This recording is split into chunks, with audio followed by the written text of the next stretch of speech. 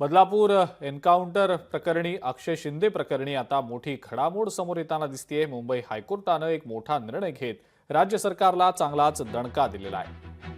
हायकोर्टानं अक्षय Shinde encounter प्रकरणी आरोप करण्यात आलेल्या पोलीस अधिकाऱ्यांवर आता गुन्हा दाखल करण्याचा आदेश दिलेला आहे। अक्षय शिंदेचे एन्काउंटर झाल्यानंतर त्याचे वडील अण्णा शिंदे यांनी पोलिसांवर गंभीर स्वरूपाचे आरोप केले होते।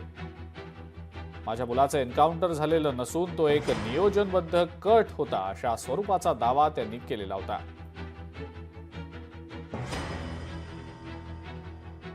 अक्षय शिंदेच्या संदर्भात संबंधित पोलिसांवर कारवाई करण्याचे आदेश झालेले असतील तर पोलीस हे एक साधे त्याला आपण काय म्हणतो सॉफ्ट टार्गेट आहेत। पोलिसांवर कोणी दबाव आणला, पोलिसांवर कोणी दबाव आणून अक्षय शिंदेचा एन्काउंटर करायला लावला याची माहिती घ्यावी लागेल आणि त्याचा थेट संदर्भ हा बदलापूरच्या भिंतींवर, ठाणे जिल्ह्यातल्या भिंतींवर लिहिला होता की अब बदला पुरा हुआ असं म्हणून ज्या राजकीय नेत्यांचे चित्र फोटो लावण्यात आले होते त्या नेत्यांवर सुद्धा, ते कोणत्याही मोठ्या पदावर असतील सुद्धा, त्यांनी बेकायदेशीर वर्तन केलेलं असल्यामुळे त्यांना सुद्धा या कायद्याच्या कचाट्यात घेण्याची आवश्यकता आहे असं माझं स्पष्ट मत तेव्हापासून आहे। आता सरकारला काहीच करायचं नाही, त्यामुळे आता कोर्टच करणार आहे का, हाच एक प्रश्न या निमित्ताने उपस्थित होतो।